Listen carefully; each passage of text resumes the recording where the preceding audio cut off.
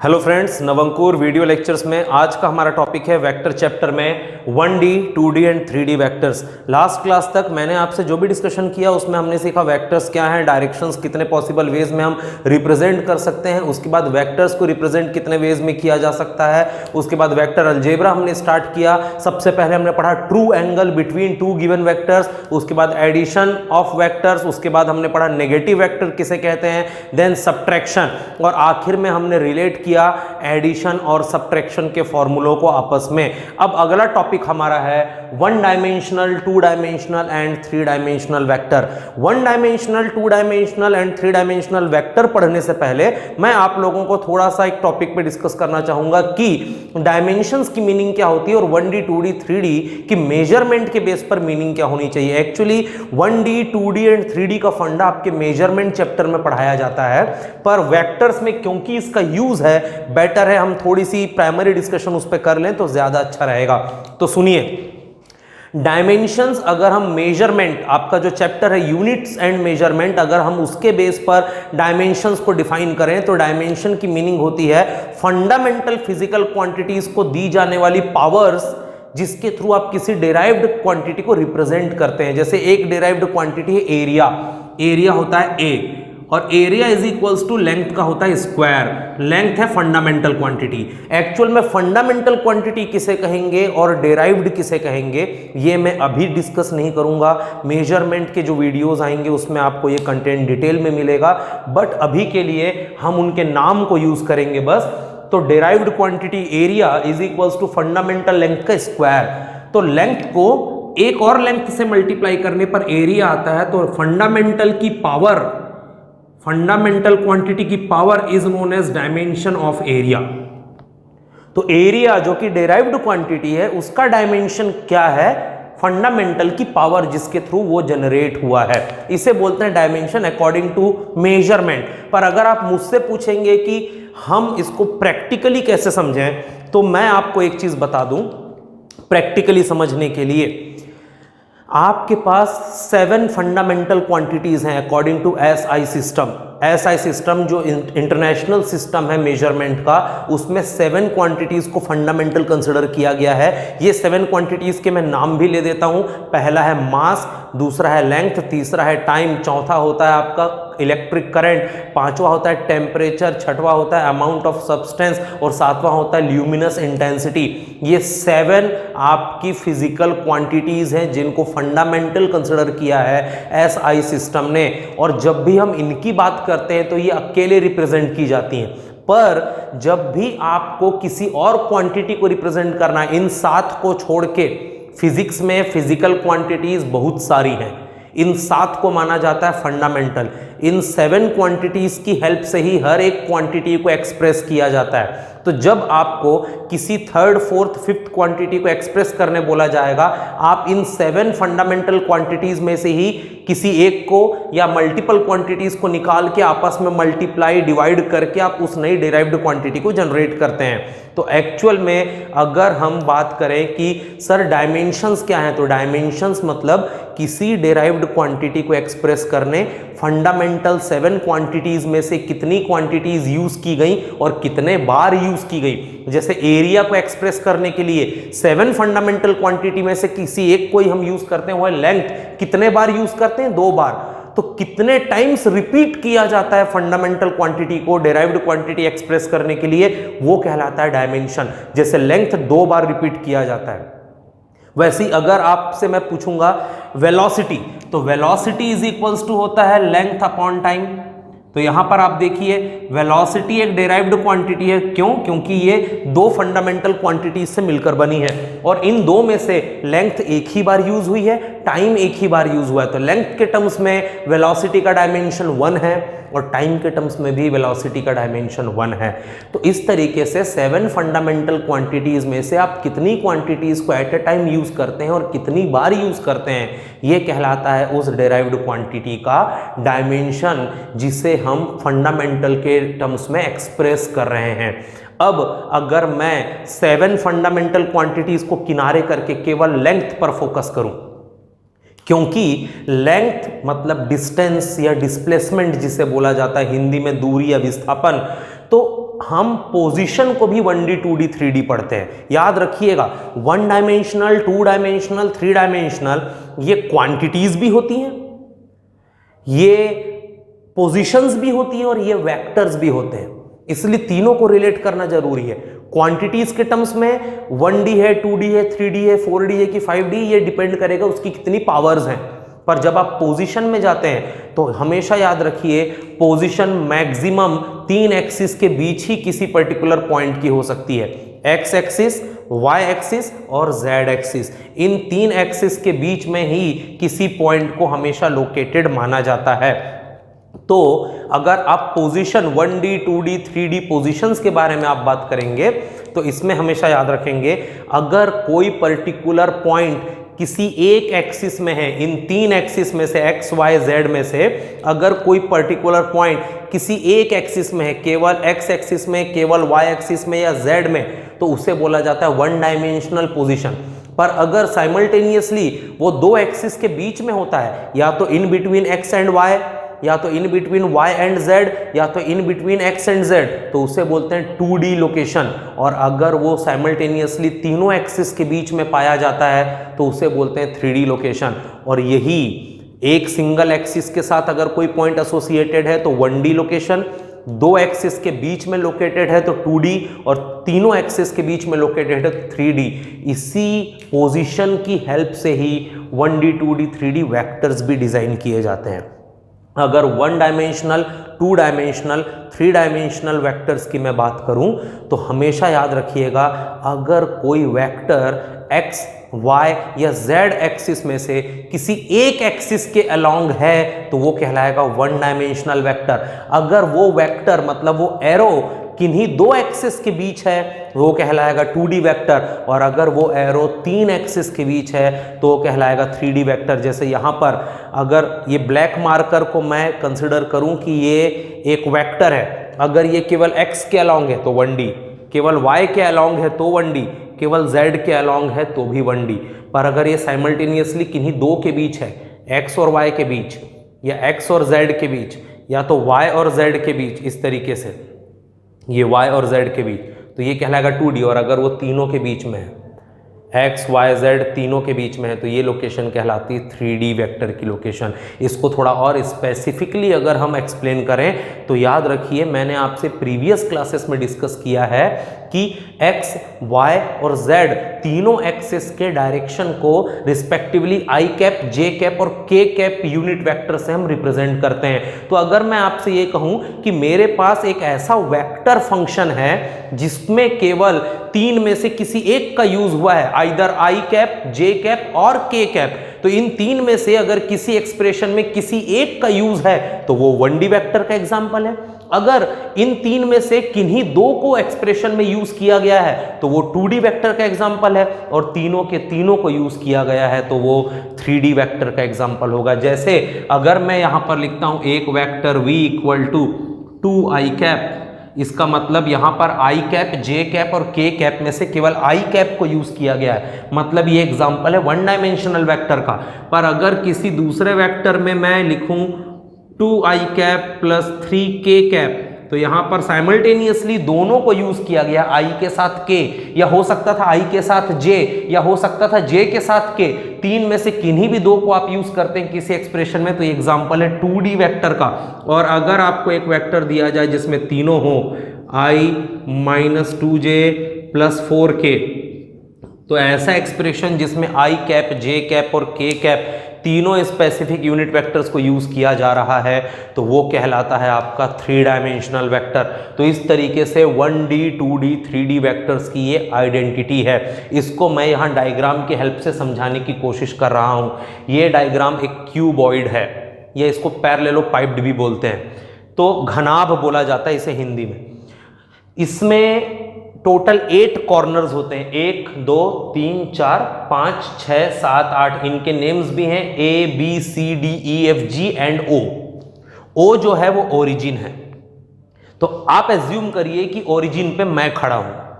तो अगर ओरिजिन पे मैं खड़ा हूं और आप मेरे पास आते हैं और A B C D E और F ये डिफरेंट पॉइंट्स हैं, G, और आप मेरे पास आके इनकी लोकेशंस मुझसे पूछते हैं। तो जब आप मेरे से पूछेंगे mister O where is the A, तो मैं बोलूंगा in this way.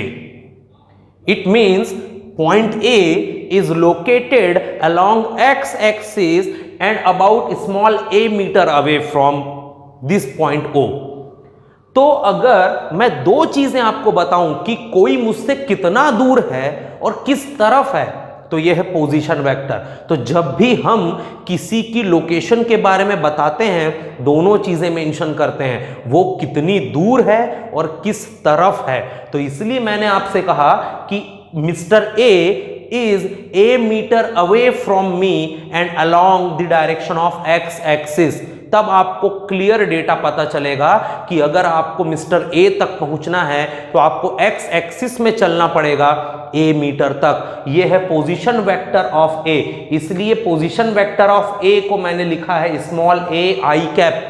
Small a मतलब डिस्टेंस मीटर्स में और आई कैप मतलब अलोंग एक्स एक्सिस। तो मिस्टर ए की पोजीशन बताते समय मैंने केवल एक ही रेफरेंस डायरेक्शन का यूज किया, आई कैप। इसलिए मैं बोल सकता हूं कि वन डायमेंशनल वेक्टर का एग्जांपल है पोजीशन वेक्टर ऑफ ए। क्यों? क्योंकि उसमें सिंगल स्पेसिफिक यूनिट वेक्टर का यूज किया गया है। वैसे ही अगर आप मुझसे पूछेंगे वेयर इज बी, मैं बोलूंगा mister B is small B metre away along Y axis. इसका मतलब मैं उसे एक्सप्रेस करूंगा स्मॉल बी जे कैप। ये भी 1D वेक्टर का एग्जांपल है। तो vector B which is the position vector of point B is also an example of 1D vector B J cap. और तीसरा where is mister C, mister C is small C metre away along Z axis. It means position vector of C is given as small C K cap. इस तरीके से ये 3 out of 8 corners, इस पूरे parallel piped में 8 corners हैं। Out of these 8 corners जो 3 corner हैं ए बी और सी, ये 3 कॉर्नर्स का position vector with respect to the origin O are example of one dimensional vectors. तो वन डायमेंशनल वेक्टर्स मतलब ऐसे वेक्टर्स जिनको एक्सप्रेस करते समय हम 3 स्पेसिफिक यूनिट वेक्टर्स में से किसी एक का यूज करते हैं। इसके आगे अगर हम बढ़ेंगे तो अगला एग्जाम्पल आएगा 2D vector, 2 dimensional vector. 2 dimensional vector मतलब ऐसे पॉइंट्स जिनकी पोजीशन को लोकेट करने के लिए हमें साइमल्टेनियसली किन्हीं 2 को यूज करना पड़ेगा, जैसे point D, point E and point F। कैसे? Point D, here we can see that point D is located between x and y axis. तो पॉइंट D लोकेटेड है between x and y axis. अब अगर आपसे मैं बोलूं कि आप पॉइंट D तक पहुंचे, इस सेंटेंस को ध्यान से सुनिएगा। आप मेरे साथ खड़े हैं पॉइंट O पर, आपने पूछा सर पॉइंट D तक जाना है और मैं आपको सजेस्ट कर रहा हूं कैसे जाना। तो आप सुनिए, मैंने आपको सजेस्ट किया सबसे पहले आप जाइए x एक्सिस के अलोंग पॉइंट A तक, देन उसके बाद आप पॉइंट ए पर पहुंच के रुक जाइए और फिर आप y एक्सिस के अलोंग जाइए पॉइंट बी तक। तो जब आप पहले x एक्सिस को फॉलो करोगे और जहां पर आपकी डेस्टिनेशन आएगी वहां पर आप x एक्सिस में जर्नी स्टॉप करके y एक्सिस में मूव करोगे till the height of point B, तो आप पहुंचेंगे D पे। ध्यान से सुनिए, O से डायरेक्ट B तक जाना मतलब आप B में पहुंचेंगे, पर O से पहले A तक जाना और देन B के पैरेलल हाइट पे रीच करना, आप B पे नहीं पहुंचेंगे, आप पहुंचेंगे D पे। तो इसका मतलब पॉइंट D B की हाइट पर है, पर पैरेलली वो पॉइंट A मीटर दूर है। तो डिस्टेंस में वो स्मॉल a मीटर दूर है और हाइट में वो b के इक्विवेलेंट है। इसका मतलब हम ये देख सकते हैं, एक वेक्टर था वेक्टर a ग्रीन कलर का, दूसरा वेक्टर है वेक्टर बी ग्रीन कलर का। इन दोनों वेक्टर्स को रिस्पेक्टिवली ये एक्स एक्सिस और वाई एक्सिस के अलोंग है। इन दोनों वेक्टर्स को अगर मैं पैरेललोग्राम लॉ से ऐड करूंगा, वेक्टर ए फिनिश हुआ वहां से बी के parallel line, vector B finish हुआ वहां से ए के पैरेलल लाइन, दोनों लाइन से एक दूसरे को जहां ज्वाइन करेंगी ओरिजिन को मैं उससे मिलाऊंगा, ब्लैक लाइन देखिए। तो ये एक्चुअल में है position vector of D. Actual में O से D की डायरेक्ट डिस्टेंस है ब्लैक लाइन की लेंथ। पर मैं इस डिस्टेंस को डायरेक्ट ना बताकर मैं x और y के टर्म्स में बता रहा हूं, इसका मतलब मैं कार्टेशियन फॉर्मेट को यूज करने की कोशिश कर रहा हूं, पोलर फॉर्मेट को नहीं। पोलर फॉर्म मतलब ओरिजिन O की और पॉइंट D से डायरेक्ट डिस्टेंस और किसी एक के साथ इंक्लिनेशन, यह है पोलर। मैं यहां पोलर फॉर्म यूज नहीं कर रहा हूं, मैं आपको बोल रहा हूं पॉइंट D तक रीच करना है तो पहले x एक्सिस के अलोंग A तक जाइए और फिर y के अलोंग ऊपर जाइए B हाइट तक, तो आप पहुंचेंगे पॉइंट D पर। इसका मतलब पॉइंट D का position vector is nothing but sum of vector A and vector B। तो हम बोल सकते हैं vector D which is nothing but position vector of D with respect to origin black line is the sum of two green vectors vector A and vector B। Parallelogram law से अगर आप देखेंगे तो वेक्टर A और vector B का जब sum होगा इस तरीके से, तो वेक्टर A और vector B it means AI cap plus BJ cap sum होंगे तो आएगा vector D। Similarly vector E, vector B और वेक्टर C का पैरेललोग्राम लॉ से सम है, तो पैरेललोग्राम लॉ से अगर आप B और C को ऐड करेंगे तो इन दोनों के बीच आएगा वेक्टर E। सिमिलर अगर आप वेक्टर A और वेक्टर C को ऐड करेंगे with the help of parallelogram law तो आएगा वेक्टर F। तो इसका मतलब ऐसे वेक्टर्स जो किन्हीं दो 1D वेक्टर्स के सम से जनरेट होते हैं। यहां पर एग्जांपल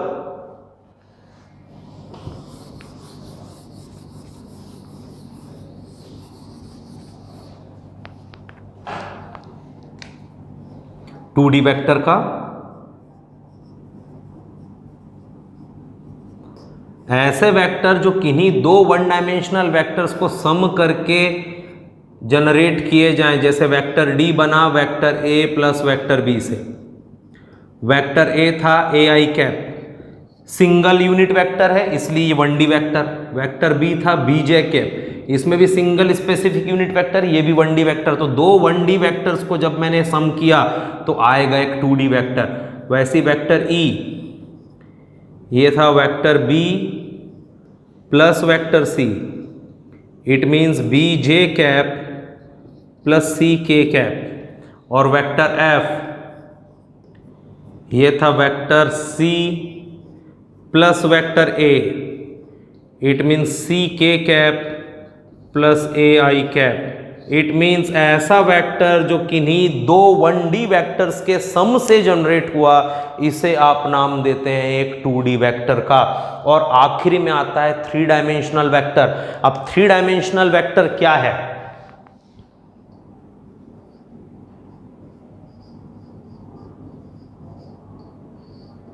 थ्री डी वेक्टर, तो 3 डायमेंशनल वेक्टर वो है जो किन्हीं 3 स्पेसिफिक यूनिट वेक्टर्स वाले 1D वेक्टर्स के सम से जनरेट हो। यहां पर आप देखिए मेरे पास 3 1D वेक्टर हैं A, B और C, तीनों के सम से जो जनरेट होगा वो कहलाएगा 3D वेक्टर, जो है वेक्टर G। तो vector G it means point O से पॉइंट G की लोकेशन। आप एक रूम इमेजिन करिए, उस रूम में आप एक कॉर्नर पे खड़े हैं, या आप इस व्हाइट बोर्ड को इमेजिन करिए, ये पॉइंट O है, ये है Y एक्सिस, ये है X एक्सिस और वो है पॉइंट D। तो वो कॉर्नर पॉइंट A, ये कॉर्नर पॉइंट B, इन दोनों के सम से आया पॉइंट D।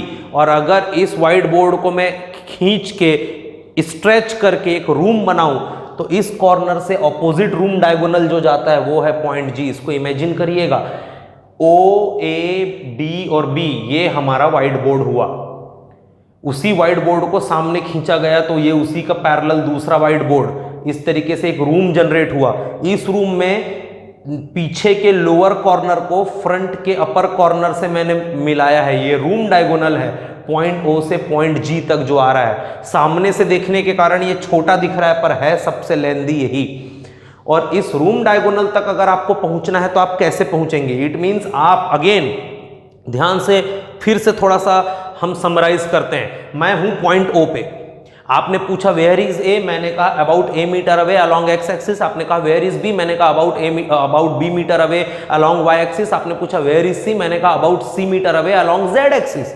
पर जब आपने मुझसे डी के बारे में पूछा तो मैंने कहा आप पहले एक्स एक्सिस के अलोंग पॉइंट ए तक रीच करो, देन वाई के अलोंग आप ऊपर बी की हाइट तक जाना तो आप डी तक पहुंचोगे। यहां पर मैंने दो रेफरेंसेस लिए, मैंने आपको एक्स और वाई दोनों में जाने कहा, वैसे यहां पर मैं वाई और जेड दोनों में आने कहता, यहां पर मैं एक्स और जेड में आने कहता।